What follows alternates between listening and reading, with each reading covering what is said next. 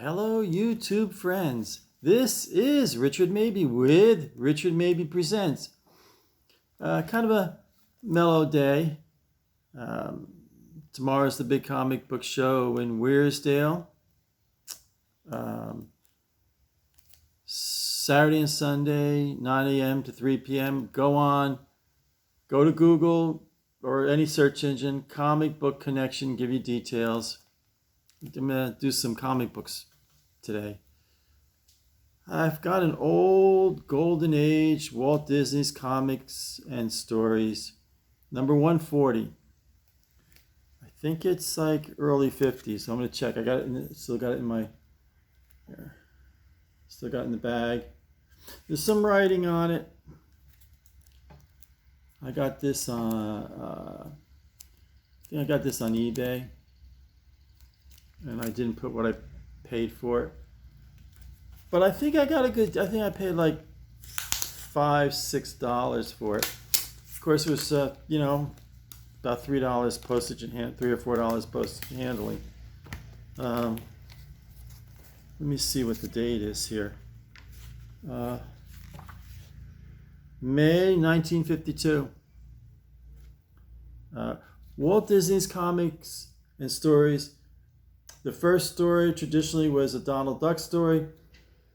The last story was a Mickey Mouse 3-part story.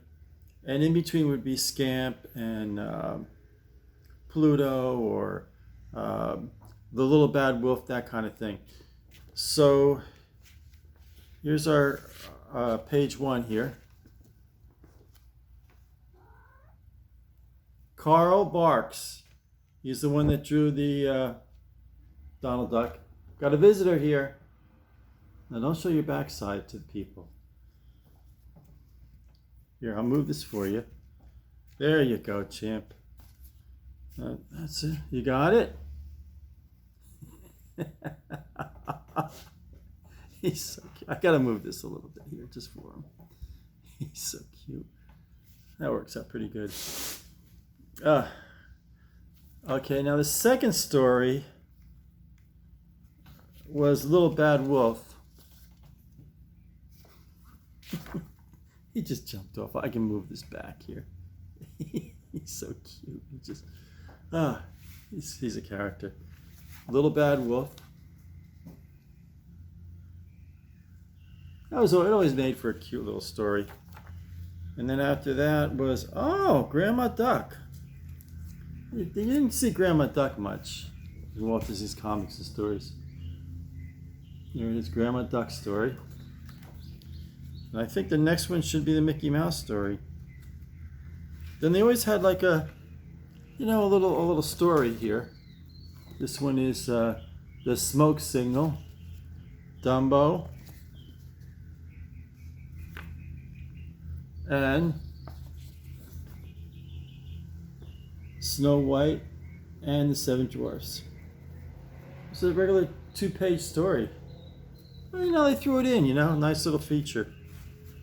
And then here's the Mickey Mouse story. This is the Shattered Glass Mystery. They tended to be 3 parts. And this one ended the continuing storyline ended in this issue. But Carl Barks drew Donald Duck in those days. Great artist, fantastic artist. This is a change of pace one. Independent comic book publisher called Legendary, Pacific Rim, Tales from the Drift number 3. Got this one and they have that on eBay. They have the surprise box. I think I get the $25 surprise box. It's before I used to go to the auctions, and you would get like 25 comics. Not a bad deal. Kind of offbeat, independent press comic books. Pacific Rim, The Drift. No ad in the back. Pretty cool. The code UPC symbol is in the back. Change of pace. Let me see what this is. Doesn't say the month. 2016. This is how it begins. Very kind of avant-garde comic book. Oh, I love this. I remember this one. I love that top drawing. Almost like a watercolor kind of thing. Now let me see here. I just want to be sure. No ads. No ads. I like this. This is kind of a 2-page artwork. Very well done. I wonder what this... Very interesting. No price on this. No price. Whatever the... Hey, that's $10, kid. No ads at all. The biggest ad was for the next issue, Pacific Rim. The next issue, and then Cops for Criminals, #3. I think they only published like 4 or 5 titles, you know.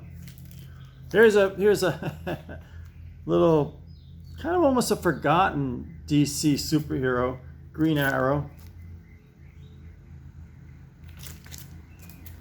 Let me get the info on it. I'm positive I got this from the 50-cent bin. The 50-cent box. March 1989. Newsstand price $1.25. Green Arrow #16. Now, Green Arrow, he was based in Seattle, Washington.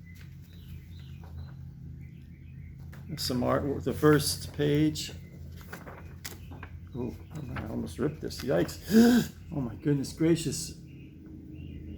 I did a tear on. Oh my goodness! I just did a tear. Oh man, that's a bummer. There was one. Yeah, here it is. Full page artwork. Great stuff. Great. So let me see if there's any more full page. Some good Green Arrow shots here. Good Green Arrow drawings here. Get them quick. Green Arrow. There's a great Green Arrow shot. Green Arrow there. You know, kind of an underrated comic book hero from DC, you know. Okay, what do I got next here? Kazaar from Marvel. Kazaar the Savage. I've got about 3 or 4 Kazaars. It's funny, as I get older, I only had when I was a kid, from about 8 years old to say, even 13, 14, I only had about a quarter a week to work with. So, in a month's time, say 4 Saturdays, I had $1. So Mad Magazine was a quarter. Then Mad Magazine went to 30 cents. It threw my whole economy off. It was a quarter for Mad Mag. So 1 month, 1 week, you got Mad Magazine. Then the lineup was Batman and Detective. They were the 2 top. So there's 50 cents gone. Then it was Superman in Action. You're down 75 cents. You only got a quarter left. So the quarter was your kind of, special comic of the month. I love Spider-Man, Fantastic Four. I liked Metal Man a lot. And World's Finest and Teen Titans. But I couldn't get them every month. I got $1. A quarter a week. And so, I missed a lot. But I used to find my house was surrounded by woods. To the north, to the east, and to the west, all woods. And then the Morris Canal was in back of my house, about a half a mile behind my house in the woods. And I don't know how they got there. You would find old Pepsi Cola, Coca-Cola bottles, RC Cola. There was an orange Orange Crush. They'd be really dirty. Take them up. Bring a heavy-duty knapsack or burlap bag. Fill it up. Drag them home. Wash them all. Bring them to Moe's Sweet Shop. You got 2 cents a bottle. So for every 6 bottles, comic books for 12 cents. So for every 6 bottles, you could buy a comic book. You know. Then there's birthday money, Christmas money. You saved it, invested in comic books. Kazaar, the Savage. This is July. Man, they make this print awfully small. July. I'm gonna get my magnifying glass here. 19. Looks like 82. Yep, July 1982. I got it. 75 cents newsstand. I got a good deal on this. Kazaar is kind of like a Tarzan. I always got a kick out of this guy. Olympic. He's like a superhero guy. And you sell, is it cards or seeds? Cards. You sold greeting cards, and you got different prizes. I tried it one time. I sold about 6 boxes. It was like Opie in the South. You know, I had all these extra boxes of cards. I didn't know what to do with. So I ended up buying them myself and having to sell them at half price. And what a rip-off thing. A lot of letters for Kazaar. 2 pages of letters. You know, not the top of the line. There's 2 stories. You got your main story about Kazaar, and then Tales of Zabu, the saber-toothed tiger that was Kazaar's pet or best friend, depending on how you look at it. But there's a really good Kazaar drawing here. So he swings through the jungle. He swings through the jungle on the vines, on grapevines or whatever it is, just like Tarzan. You know, kind of a knockoff Tarzan. Here's a Green Lantern, December 1966, number 49. Back cover's missing. This one I bought when I was a kid. 1966. I had just turned 13 that September and was in 8th grade. I was in 8th grade when I bought this one. Bought 90% of my comic books from Moe's Sweet Shop. And he didn't have the rack, the spinner rack. He had it on the wall. And I guess it was about 12 feet long. And it had a little shelving. And I think there were 5 shelves. They're filled with comic books. It was Marvel, DC, Dell, Gold Key, Archie's, a lot of Archie's. I liked Archie. I liked Jughead a lot.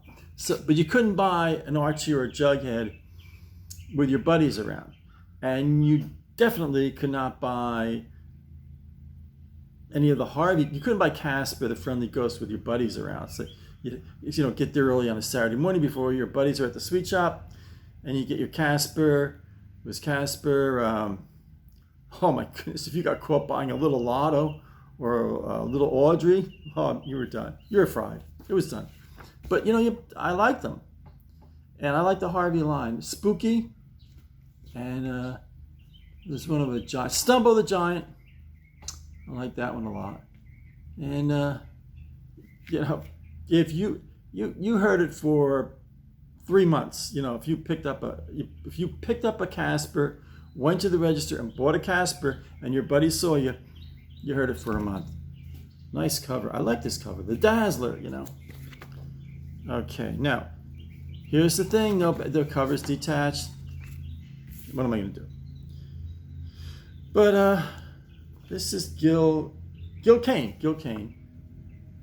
I always wonder if Gil Kane was related to Bob Kane, the man who was given credit for Batman, and Bill Finger, who drew Batman, gets no credit at all. Only one page of letters. Green Lantern was like I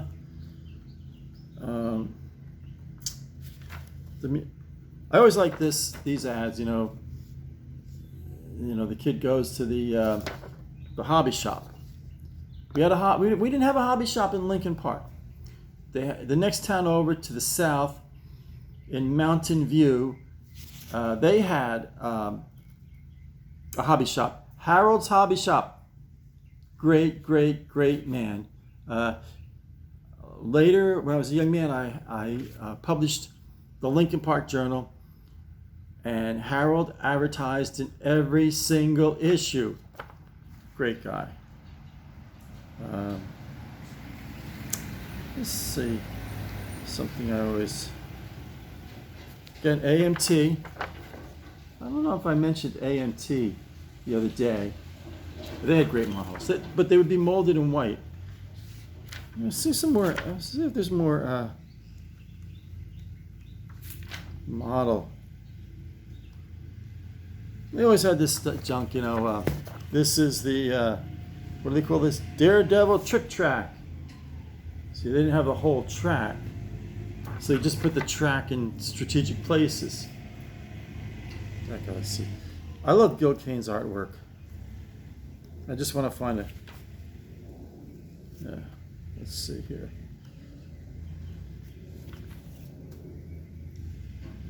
Ideal slot car tracks.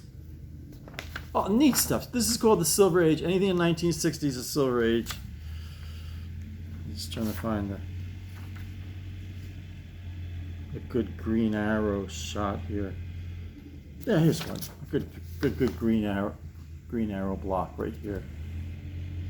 Gil Kane had a very kind of detailed kind of thing. All right, I wanted to do more comics. I get carried away. I tell a little story. Each issue kind of inspires a little story for me. Okay, next vlog will be my interview with Joe Peace, legendary comic book person in all of Florida. I'm looking forward to that. I'm a little nervous. So let me see what else. It's hot. Did the vlog in the early morning. I thought it'd beat the heat, but hey, it's Florida. Cheers. Okay. Stay safe. Stay positive. Stay healthy. Until my next blog, this is Richard Mabey, signing off.